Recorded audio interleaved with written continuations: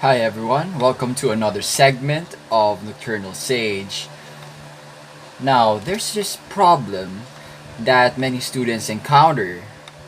Right now, you've just been tasked to write your own narratives, and there is this seemingly perpetual problem called writer's block. You just don't know where to start. One person told me that he has this many ideas on his mind, yet when he starts facing this blank canvas that is his computer screen, he forgets everything. Now, you see, this is the beauty of writing. Writing destroys this mindset that these great ideas that run through our minds have been held in vain. Well, if we pin them down to words, I think that's as worthy a feat as maybe winning a championship in any kind of sport. Well, anyway, in this video, I've decided to share with you some techniques as to how to generate ideas faster. In class, we've talked about brainstorming list, in which you ask questions and then read the material on to find the answers that will satisfy your queries. Here, this segment is dedicated to writing narratives. Okay, in my experience as a fictionist, yeah, just a disclaimer, I'm unpublished still. Soon I'll be submitting entries to reputable literary journals here in the Philippines. It's my pre-master's activity. I intend to take up creative writing as um, my master's degree for next school year. But one of the requirements is a photocopy of any publication that should come from reputable sources, not just blog sites or ebooks. Anyway, I recommend that if you're if you're caught up in this writer's block, I recommend that you must not let any idea escape you. Have you encountered this situation? You happen to be doing something that's non-writing, absolutely doesn't have anything to do with writing at all, like washing the dishes, doing the laundry, or going out with friends, hanging out in the mall, and whatnot. And then when you're left to your own devices and you start reflecting, you get these ideas that you should have gotten while you were in front of that piece of paper and a pen or computer screen or laptop or whatnot and keyboard. So you wish that these ideas appeared at the right moment. Now this is what I do. Yeah, oh yeah, by the way, I've decided to do away with the silver screen because I have these three important objects to show you. Now these three important objects contain, well, the best thoughts that I believe could make excellent material for my stories and the upcoming ones. These are, yes, using layman's term, these are my diaries. Now you're wondering, why do I have so many diaries? In the first place, I had started writing one when I was in third grade. Oh yeah, wait, let me get this.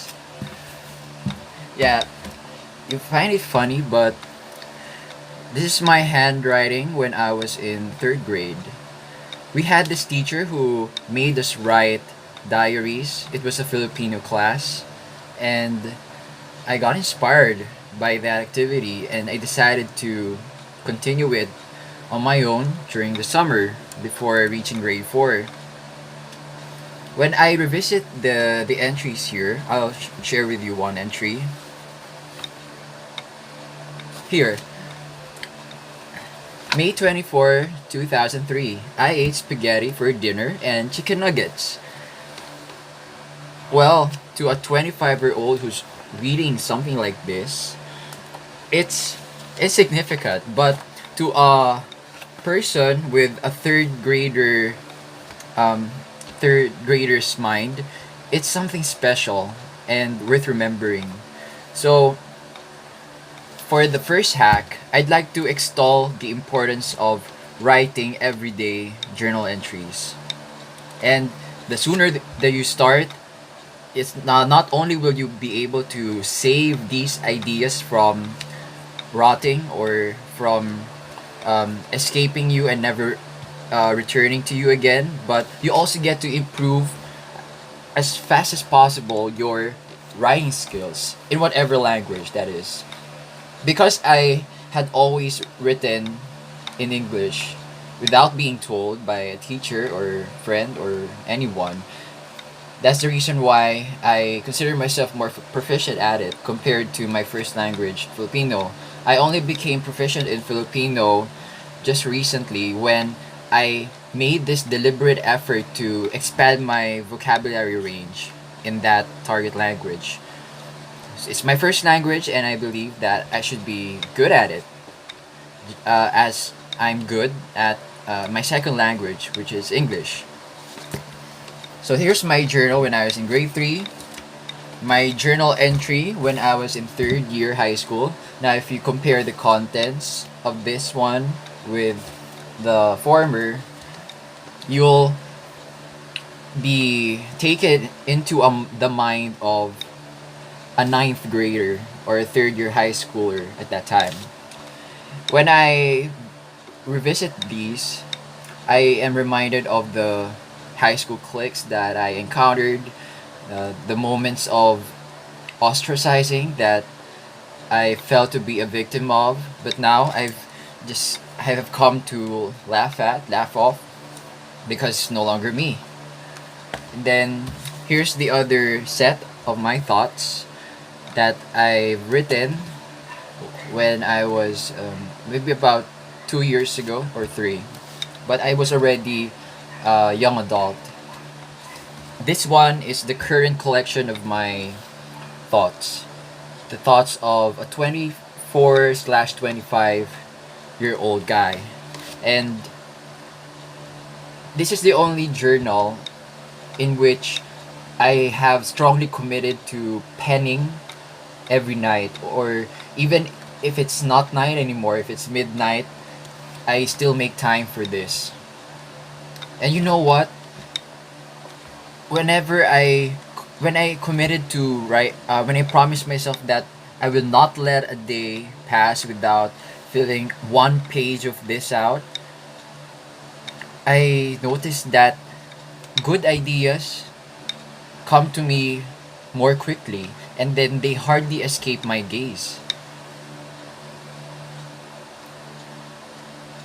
A while ago I said something about saving ideas from getting rotten, but one theory that I read elsewhere about language, the moment you start writing down an idea and then popularizing that idea, you destroy its strength, its effectiveness. When most people begin using that idea in conversation, to augment conversations, it becomes common, and commonality destroys value. Now, that's just one angle of writing, and then uh, how it affects the sublimity of ideas. But still, even if someday the ideas that I write in these journals would, get published, spread out by one person who dig in into my relics when I die. Then,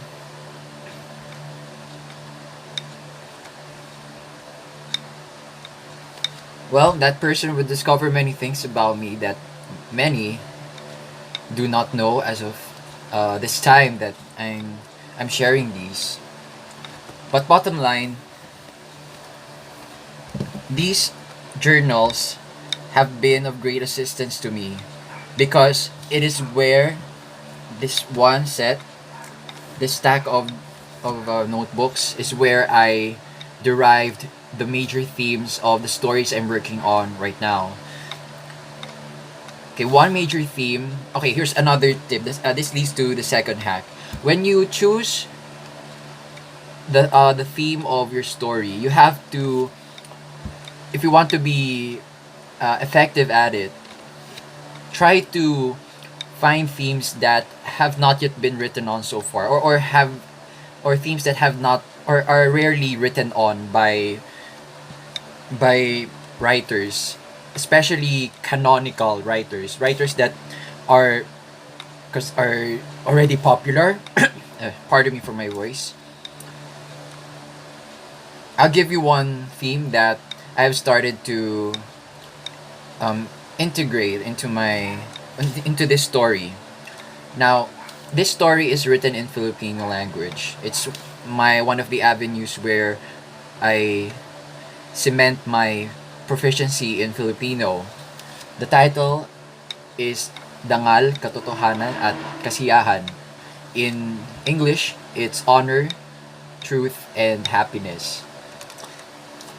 The major theme that I'm exploring on, aside from sexuality, is codependence. When I say codependence, I'm not literally referring to people who are in a relationship with drug addicts. I'm not sure if there's a more politically correct term for that, but as of now, that's the only term I could think of. So, with all due respect to those who are recovering from drug addiction, if there's a more politically correct term for that, just let me know. All right, via the comments section below. I'd appreciate that. So, going back to the topic, I'm trying to explore the kind of relationship in which one person is considered to be stronger than the other, and that the weaker person tries to be independent, to do away with the guidance of the stronger one, stereotypically speaking. But the stronger person doesn't know that the weaker person wants to break out from to get rid of the shackles of paternalism, of guidance that the stronger person is giving the weaker one. So that's one theme that I think has not yet been well represented in media or in books. It's always focused, on romance, and sometimes the representation is already too usual. So as it becomes stale to critical readers' taste. And then, yes, so that's one example. Explore themes, use themes that have not yet been well represented yet in media. So we've had two hacks so far. One hack is to track your thoughts in each moment. I don't even have to put writing a journal entry into my planner. I have another notebook for that. I constantly receive, every year I receive planners as gifts.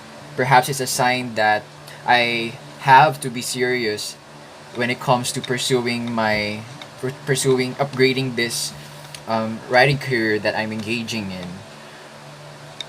And then the second one is to find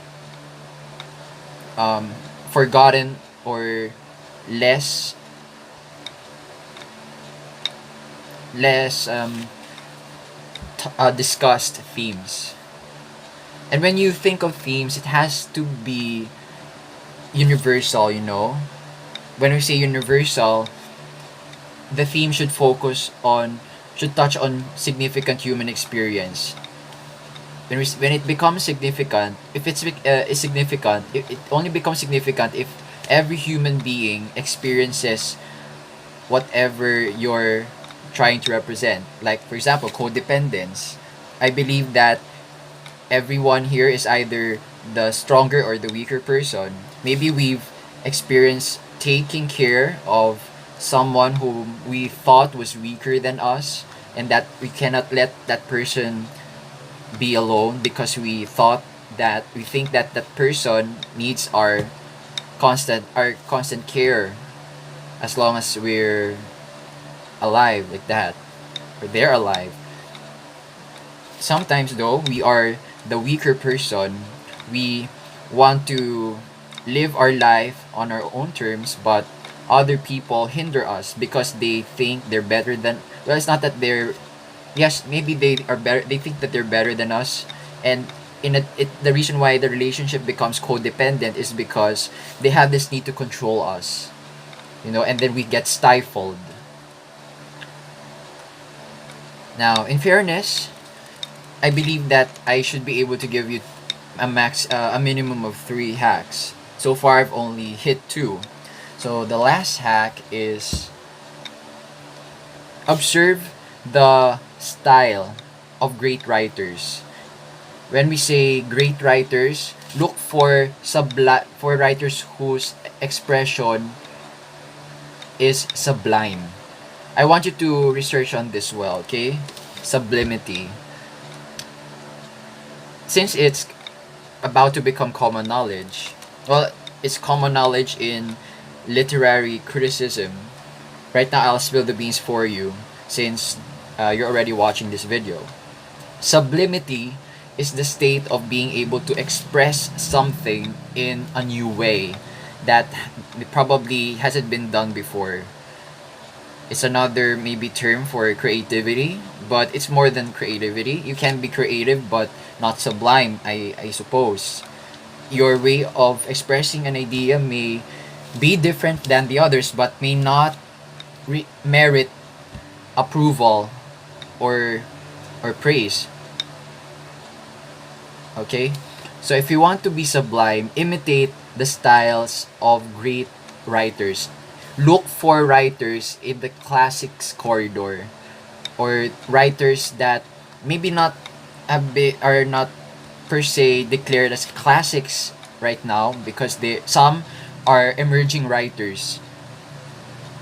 So your indicator here is their language use. Remember in class I told you how to make your narratives entertaining. You make it entertaining via the use of figurative language. So look for those similes, those metaphors, especially, yes, the irony in their respective stories. Oh yeah, before I end this video, let me give you the last hack. So we've hit 3. Okay, record your thoughts, represent less talked about themes, and imitate sublime writers.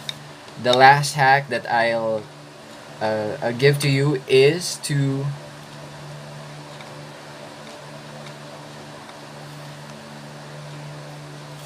the last hack is to oh yeah, sorry, I lost my train of thought. uh,